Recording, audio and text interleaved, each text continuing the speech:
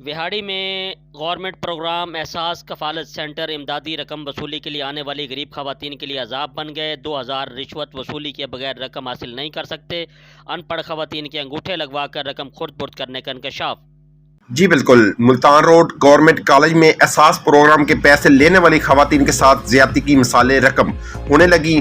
Tout mafia کا راج، فی کس خاتون سے 200 سے 3000 روپے لینے کا انکشاف ہوا ہے۔ ڈیوٹی پر موجود کوئی اہلکار نظر نہیں آیا۔ میڈیا نمائندگان کو دیکھتے ٹاؤٹ مافیا رفو چکر انتظامیہ کی سرپرستی میں روزانہ کی بنیاد پر ٹاؤٹ مافیا حقدار خواتین کو ہزاروں روپے کا چونا لگا رہے ہیں۔ انگوٹھے لگوا کر پیسے نہ دینے کی بھی متعدد شکایات موصول۔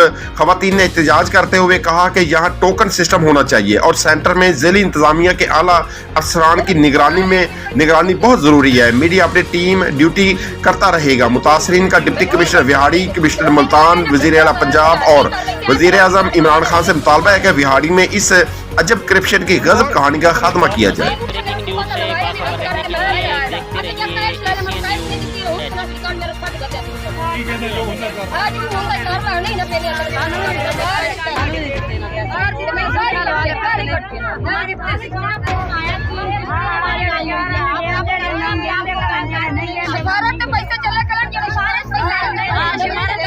ਜਿਨ੍ਹਾਂ ਕੋ ਪੈਸੇ ਲੈਂਦੇ ਨਾ ਉਹਨਾਂ ਦੇ ਸ਼ਨਾਖਤ ਕਾਰਡ ਚੈੱਕ ਕਰਦੇ, ਦੂਜਿਆਂ ਦੇ ਨਹੀਂ ਕਰਦੇ। 2000 ਰੁਪਇਆ ਕੱਟੀ ਜਾਂਦੇ ਨੇ। 2-2000 ਕੱਟੀ ਬਾਰਾਂ ਦੇ ਰਹੇ ਨੇ। 2-2000 ਰੁਪਇਆ ਕੱਟੀ ਜਾਂਦੇ ਨੇ। ਹਾਂਜੀ 12 ਦੇ ਰਹੇ ਨੇ। ਹਾਂਜੀ 14 ਆਇਆ ਲੇਕਿਨ 12 ਦੇ ਰਹੇ ਨੇ। ਬਿਲਕੁਲ 2000 ਕੱਟ ਰਹੇ ਨੇ। ਇਸ਼ਾਰਿਆਂ ਨਾਲ ਕਹਿ ਰਹੇ ਨੇ ਕਿ 14 ਆਇਆ ਹੈ। ਦੋ ਨਹੀਂ ਤਾਂ 1000 ਪਰਸੋਂ ਮੰਗਦੇ ਸਨ। ਦੱਸਿਆ 1000 ਦੇ ਸ਼ਨਾਖਤੀ ਕਾਰਡ ਲਾਇਆ ਤੇ ਵਾਪਸ ਮੋੜ ਤੇ 5 ਵਜੇ ਘਰ ਗਏ। ਕਿੱਥੋਂ ਆਂਦੇ ਹੋ? 521 ਚੋਂ 500 ਰੁਪਏ ਮੰਗ ਰਹੇ ਨੇ। ਹਾਂ 500 ਵੀ 1000 ਹਾਂ।